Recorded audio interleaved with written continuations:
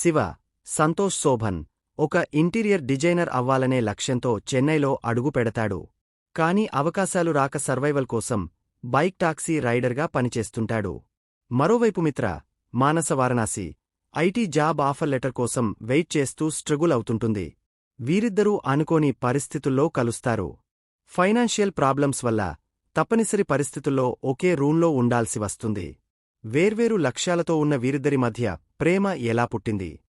Society నుంచి, parents నుంచి వీరికి ఎలాంటి సమస్యలు ఎదురయ్యాయి? చివరికి వీరు ఒక్కటయ్యారా లేదా అనేది మిగతా కథ. సంతోష్ శోభన్, మానస మధ్య కెమిస్ట్రీ ఈ సినిమాకి మేజర్ హైలైట్. ఇద్దరూ చాలా ఫ్రెష్గా, క్యూట్గా కనిపించారు. వారి మధ్య వచ్చే రొమాంటిక్ సీన్స్, చిన్న చిన్న గొడవలు ఆడియన్స్కి బాగా కనెక్ట్ అవుతాయి. రిలేటబిలిటీ పాయింట్స్ ఈ సినిమాలో మరో బలం. జాబ్ కోసం వెయిటింగ్, సిటీ లైఫ్లో స్ట్రగుల్స్, లివింగ్ టుగెదర్ వంటి అంశాలు ప్రజెంట్ యూత్కి చాలా దగ్గరగా ఉంటాయి. డైరెక్టర్ ఈ పాయింట్స్ని చాలా నేచురల్గా డీల్ చేశారు. సినిమా ఫస్ట్ హాఫ్ చాలా బ్యూటిఫుల్గా సాగుతుంది.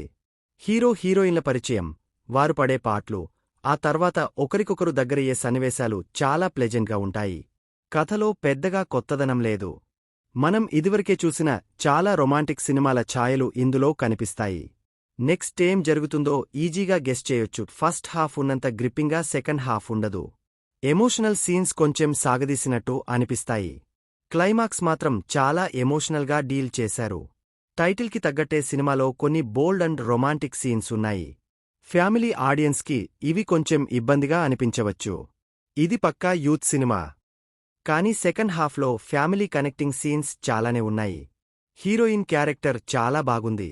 అలాగే pre climax episode cinema mood పెంచేసింది. ఇలాంటి లవ్ స్టోరీలో యోగబాబు కామెడీ రిలీఫ్ అనిపిస్తుంది. కపుల్ ఫ్రెండ్లీ, ఒక డీసెంట్ రొమాంటిక్ ఎంటర్టైనర్.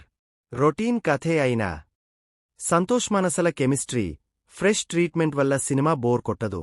లాజిక్కులు వెతకకుండా ఒక క్యూట్ లవ్ స్టోరీ చూడాలనుకునే కపుల్స్కి, యూత్కి ఈ సినిమా నచ్చుతుంది. సంతోష్ శోభన్ పక్కింటి కుర్రాడిలా చాలా ఈజీగా నటించేశాడు. ఎమోషనల్ సీన్స్లో, కామెడీ టైమింగ్లో సంతోష్ మెప్పించాడు.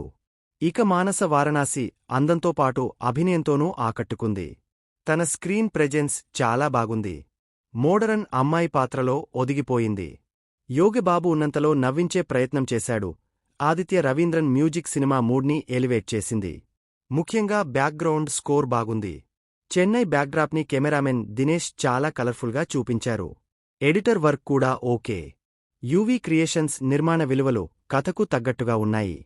దర్శకుడు అశ్విన్ చంద్రశేఖర్ రొటీన్ కథతోనే చిన్న సైజ్ మ్యాజిక్ చేశాడు.